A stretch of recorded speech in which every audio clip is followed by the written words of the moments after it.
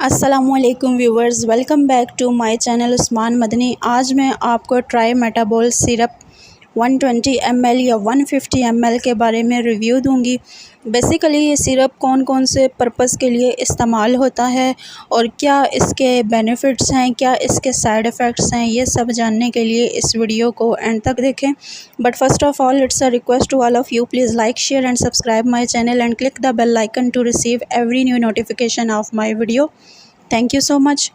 Try Metabol syrup के बारे में बात करते हैं। ये सिरप बेसिकली क्या है, ये डिज़ाइन किया गया है द ग्रोथ ऑफ एपिटाइट, यानी कि नशो नमा के लिए भी, और जो भूख की कमी होती है कुछ बच्चों में उनके लिए भी ये बेस्ट होता है।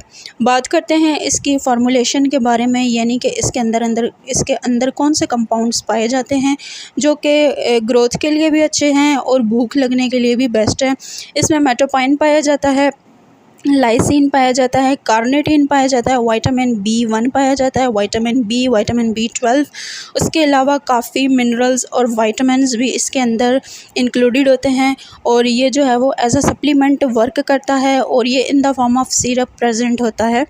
तो ये था इस मेडिसन का या इस सिरप का इंट्रोडक्शन। अब हम बात करते हैं इस सिरप के यूजेस के बारे में कि ऐसी कौन सी कंडीशंस हैं जिसमें ये सिरप बेस्ट करार दिया गया है।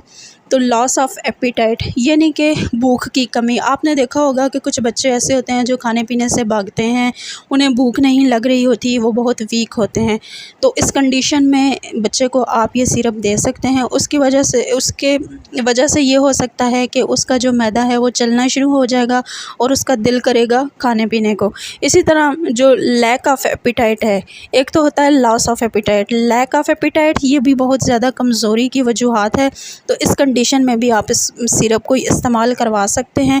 प्रोमोट्स ग्रोथ, कुछ बच्चों की जो है वो हाइट बढ़ नहीं रही होती, तो ये सिरप जो है वो उन बच्चों के लिए भी बेस्ट है जो कि मिनी साइज़ के होते हैं। तो हाइट को ज़्यादा करने के लिए या बॉडी पार्ट्स की ग्रोथ के लिए ये बहुत बेस्ट चीज़ है। आप इसका डेली 1 स्पून यूज़ करवा सकते हैं। उसके अलावा ये सिरप बूस्ट मेटाबॉलिज़्म के लिए बेस्ट है, यानी कि आपका जो हाजमे का निज़ाम है उसको बूस्ट करने के लिए, यानी कि उसको एनर्जी देने के लिए भी ये सिरप इस्तेमाल करवाया जाता है। उसके अलावा न्यूट्रिशनल डेफिशिएंसीज़, यानी आपने देखा होगा कि काफ़ी बच्चे इस तरह के होते हैं कि जिनमें न्यूट्रिशंस की डेफिशिएंसी आ जाती है, यानी खुराक से उनको वो सब कुछ नहीं मिल रहा होता जो कि उनके जिस्म को ज़रूरत होती है जिस चीज़ की।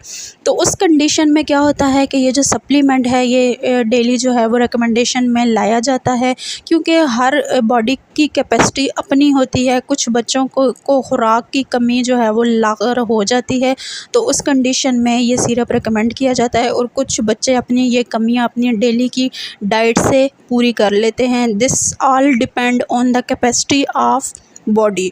उसके अलावा वीकनेस में आप इसको यूज़ कर सकते हैं, यानी सम टाइम ऐसा होता है कि जो बच्चे स्कूल भी जा रहे होते हैं या जो बच्चे खेल रहे होते हैं उनमें वो ताकत नहीं होती जो एक नॉर्मल बच्चे में होनी चाहिए।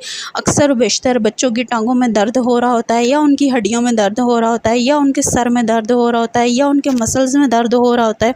तो उस कंडीशन में भी ये सिरप जो है वो यूज़ करवाया जाता है ताकि उनकी जो कमियाँ हैं उनकी बोन्स में, उनके मसल्स में वो पूरी हो जाएं।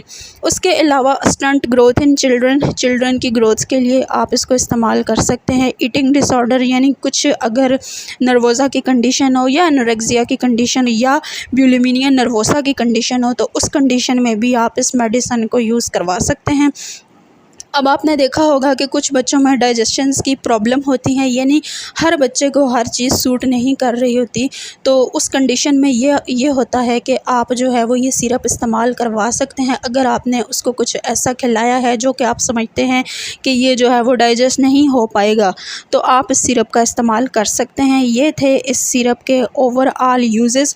अब हम बात करते हैं इस सिरप के साइड इफ़ेक्ट्स के बारे में कि अगर आप ये सिरप इस्तेमाल करवाते हैं तो क्या क्या साइड इफ़ेक्ट्स हो सकते हैं।